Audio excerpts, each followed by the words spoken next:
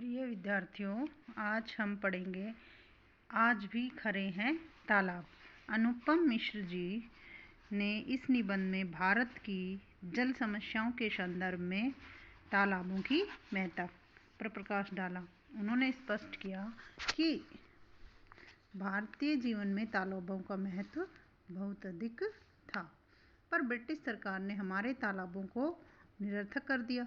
इस निबंध में अनुपम मिश्र ने मैसूर, दिल्ली, इंदौर, देवास आदि शहरों में तालाबों के उजड़ने की प्रक्रिया की चर्चा करते हुए आह्वान किया कि जल समस्या का निराकरण करने के लिए तालाबों का बहुत महत्व है तथा देश में तालाब बनाने की योजना लागू होनी चाहिए। मिश्र जी कह रहे हैं कि बुरा समय आ गया था। किसका बुरा समय आ गया था? तालाबों का। भोपा होते तो जरूर बताते कि तालाबों के लिए बुरा समय आ गया था। जो सरस परंपराएं, मान्यताएं तालाब बनाते थे वे अब सूखने लगी थी। दूरी एक छोटा सा शब्द है, लेकिन जिस किसी के भी बीच आ जाता है ना तो बहुत बड़े दायरे पैदा कर देता है। लेकिन राज और समाज के बीच, जब इस शब्द के आने से राज और समाज के बीच क्या आ गई? दूरी। तो जब इन दोनों के बीच दूरियां आ गई तो समाज के लिए बहुत ही कष्टकारक हो गया। इसका कोई हिसाब किताब नहीं है। और जब यह दूरी तालाब ही नहीं, 7 समुंदर की जाए तो बखान करने के लिए क्या रह सकता है? क्योंकि अंग्रेज तो 7 समुंदर पार से आए थे और अपने समाज के अनुभव को लेकर आए थे। वहाँ जो समाज था वो वर्गों पर टिका हुआ था, जिसमें स्वामी और दास के संबंध थे, और वहाँ का राज्य ही फैसला करता था कि समाज का हित किस में है। यहाँ जाति का समाज था और अपने यहाँ राजा जरूर थे, पर राजा और प्रजा के संबंध मधुर होते थे। राजा प्रजा की रक्षा के लिए होता था, न कि उनको परेशान करने के लिए। तो यहाँ समाज अपना हित स्वयं तय करता था और उसे अपनी शक्ति से, अपने संयोजन से पूरा करता था। राजा उसमें सहायक होता था। पानी का प्रबंध, उसकी चिंता हमारे समाज के कर्तव्य बोध के लिए एक विशाल सागर की बूंद थी। पानी की समस्या सिर्फ भारत में सिर्फ राजा की समस्या नहीं थी। पानी की व्यवस्था करना संपूर्ण राजा मिलकर करते थे। यानी तालाबों का संरक्षण राजा और प्रजा मिलकर करते थे। अंग्रेजों ने क्या किया कि देश के अनेक भागों में घूम घाम कर और काफ़ी कुछ जानकारी इकट्ठी की, लेकिन यहाँ सारा जो अभ्यास कुतूहल से ज़्यादा नहीं था, और इसलिए विपुल मात्रा में जानकारी एकत्रित करने के बाद भी जो नीतियाँ बनी, उन्होंने इस जो अपना सागर थे, सागर का मतलब राजा और बूंद प्रजा, की सागर और प्रजा को दूर दूर कर दिया। 19वीं सदी के अंत और 20वीं सदी के आरंभ तक अंग्रेजों के यहाँ घूमते फिरते जो कुछ भी देख रहे थे, लिख रहे थे, गजेटियर बना रहे थे, उनमें कई जगहों पर छोटे ही नहीं बड़े बड़े तालाबों पर चल रहे काम का उल्लेख मिलता है। जैसे कि मध्य प्रदेश के दुर्ग और राजनाथ जैसे क्षेत्रों में सन 1907 तक भी बहुत से बड़े तालाब बन रहे थे। उनमें तांदुला नामक तालाब, जो कि 11 साल तक काम चलने के बाद तैयार हुआ था, और इसमें से सिंचाई के लिए मतलब 513 मील तक नालियां बनी हुई थी। जो नायक समाज को टिकाए रखने के लिए सब काम करते थे, उनमें से कुछ के मन में समाज को डिगाने हिलाने वाली नई व्यवस्था भला कैसे समा पाती। अब जो जातियाँ तालाबों को बचाने के लिए संघर्ष कर रही थी, या इस तरह से कह सकते हो कि अंग्रेजों से विरोध कर रही थी, तो उनको अंग्रेजों ने ठग और अपराधी कहा। जैसे सांसी और भील तालाबों को बचाने के लिए संघर्ष कर रहे थे, तो अंग्रेजों ने उनको ठग और अपराधी घोषित कर दिया। पिछले दौर से अभ्यस्त मतलब, और फिर अंग्रेजों ने तालाबों को नष्ट करने की एक सोची समझी साजिश के तहत, यानी वो तालाबों को समझ ही नहीं पाए और उन्होंने तालाबों को पूर्णतः समाप्त करने का ही ठान लिया। तो जो कारीगर जो पहले तालाब बनाते थे, जिनको गुणीजन कहा जाता था, उन्हीं को ही अंग्रेज़ों ने अनपढ़ और अनअभ्यस्त घोषित कर दिया। सन 1800 में मैसूर राज्य भर में 39,000 तालाब थे। मैसूर में 1800 के आसपास भी 39,000 तालाब थे और कहा जाता था कि वहाँ पहाड़ी की चोटी पर एक भी बूंद अगर गिरती तो उस पहाड़ी के दोनों तरफ तालाब बने हुए थे। आधी बूंद इधर गिरती तो भी तालाब में जाती और आधी बूंद उधर गिरती तो भी तालाब में ही जाती। और समाज के अलावा राजा भी इन उम्दा तालाबों की देखरेख के लिए हर साल, मतलब वहाँ की जनता तो उन तालाबों की देखभाल करती थी, उसी के साथ साथ राजा भी उन तालाबों के लिए पैसे देते थे। अब राज बदला, अंग्रेज आए और उन्होंने इसको फिजूल खर्ची कहा। जो पानी बचाने की व्यवस्था चल रही थी वहाँ और लोगों को पानी उपलब्ध हो रहा था, उसको अंग्रेजों ने फिजूल खर्ची कहा। और जो तालाब के लिए जो पैसा दिया जाता था, उन्होंने वो पैसा बंद कर दिया। लेकिन फिर भी 32 वर्ष तक जनता मिलजुल कर उस पानी को बचाने की मुहिम में लगी रही। लेकिन 32 वर्ष बाद 1863 में वहाँ पहली बार पीडब्ल्यूडी बना और सारे तालाब को लोगों से छीन लिया गया और उसको पीडब्ल्यूडी को सौंप दी गया। अब प्रतिष्ठा तो पहले ही हरण हो गई थी। राजा मतलब अंग्रेजों ने वहाँ तालाबों के लिए पैसे देने ही बंद कर दिए थे और अब उनको जनता से भी छीन लिया। मैसूर के 39,000 तालाबों की दुर्दशा का किस्सा बहुत ही लंबा है। पीडब्ल्यूडी से काम नहीं चला तो फिर वहाँ सिंचाई विभाग बना, उसे तालाब सौंपे गए, वह भी कुछ नहीं कर पाया तो वापस उसे पीडब्ल्यूडी को दे दिया।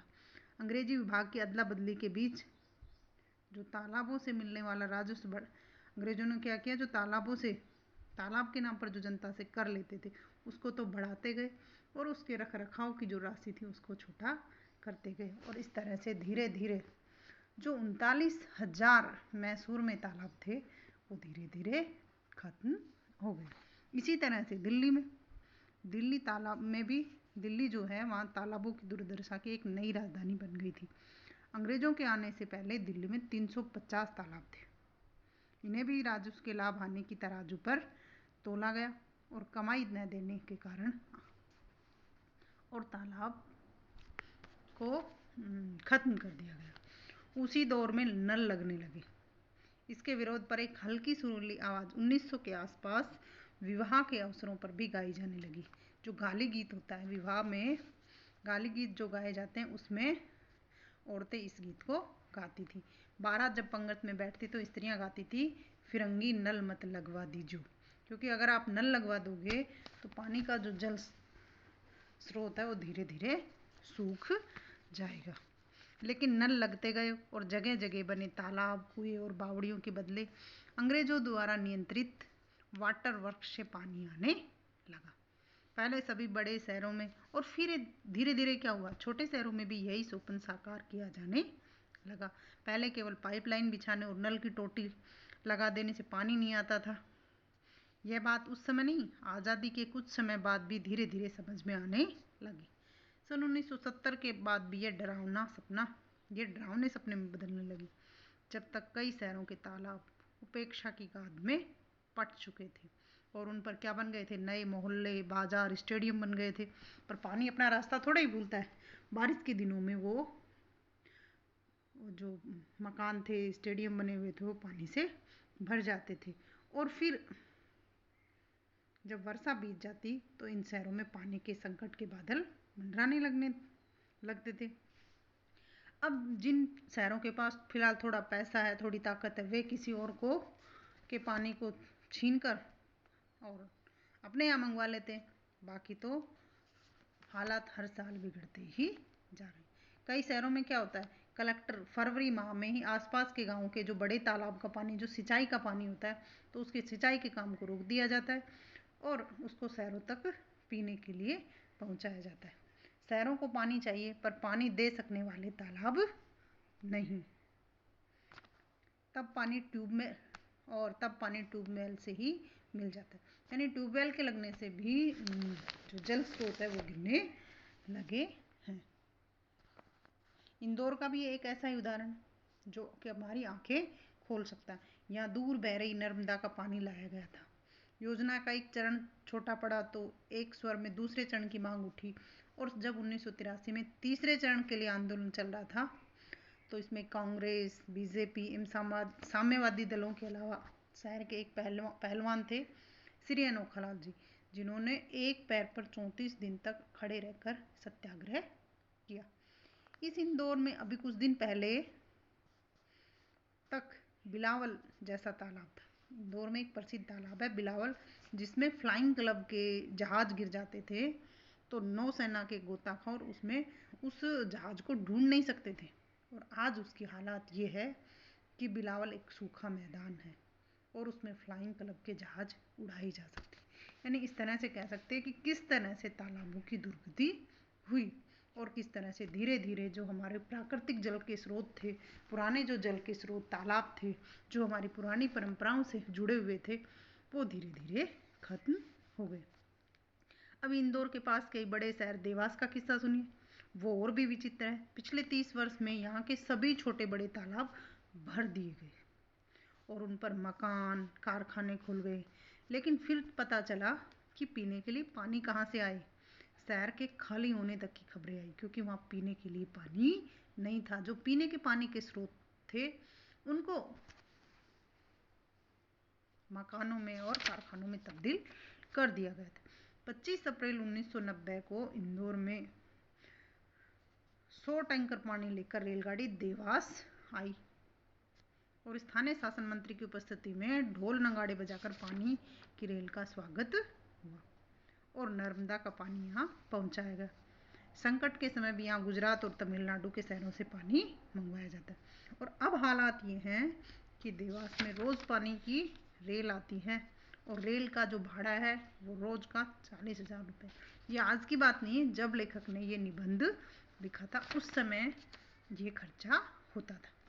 बिजली से पानी ऊपर चढ़ाने का खर्चा अलग, और इंदौर से मिल जाने वाले पानी का दाम भी लग जाए तो पूरी योजना दूध के भाव वहाँ पानी पड़ रहा था। लेकिन अभी तक मध्य प्रदेश शासन केंद्र से रेल का भाड़ा माफ़ करवाता जा रहा था। दिल्ली के लिए दूर गंगा का पानी उठाकर लाने वाले केंद्र शासन अभी मध्य प्रदेश के प्रति उदारता बरत रहा था। पानी के मामले में निपट बेवकूफ़ी के उदाहरणों की कोई कमी नहीं। मध्य प्रदेश के एक सागर शहर को देखो। सागर शहर कोई 600 वर्ष पहले लाखा बंजारे के द्वारा यहाँ सागर नामक एक विशाल तालाब बनाया गया था और उसी तालाब के किनारे बसे होने के कारण इस शहर का नाम भी सागर पड़ा। और आज यहाँ 4 प्रतिष्ठित संस्थाएं हैं। पुलिस प्रशिक्षण केंद्र है, सेना के महार रेजिडेंट विश्वविद्यालय है, सेना की रेजिडेंट्स, इस तरह से बड़ी बड़ी 4 संस्थाएं। लेकिन चारों मिलकर भी उस सागर तालाब को नहीं बचा पाए। आज सागर तालाब पर 11 शोध प्रबंध पूरे हो चुके हैं, डिग्रियां बढ़ चुकी हैं,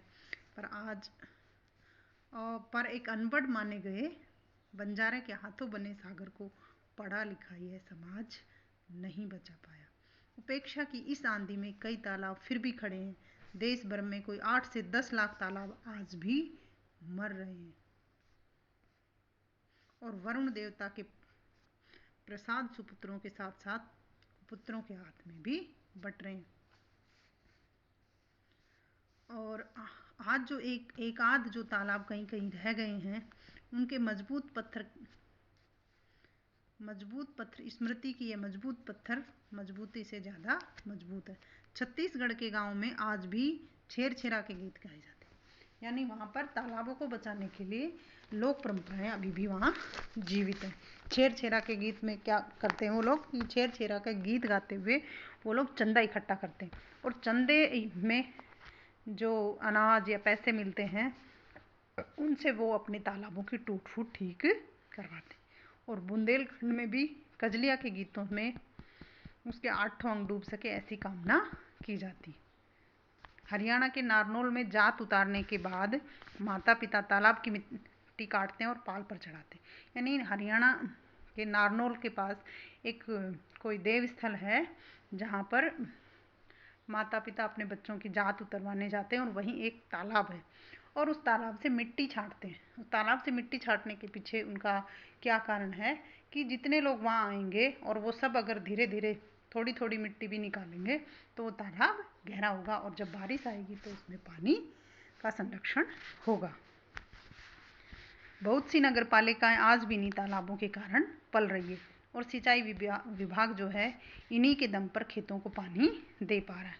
बीजा की डाहा जैसे गांव में आज भी सागर के नायक नए तालाब खोद रहे हैं और पहली बरसात में उन पर रात रात भर पहरे दे रहे हैं। आज भी कुछ जागरूक लोग हैं जो तालाब को खोद रहे हैं और उनका संरक्षण कर रहे हैं। उस रोज़ सुबह शाम गढ़सीसर जो गंगानगर में जगह है, तो आज भी सुबह शाम गढ़सीसर में आज भी सूरज मन भर सोना उड़ेलता है। गढ़सीसर में भी तालाबों का संरक्षण चल रहा है।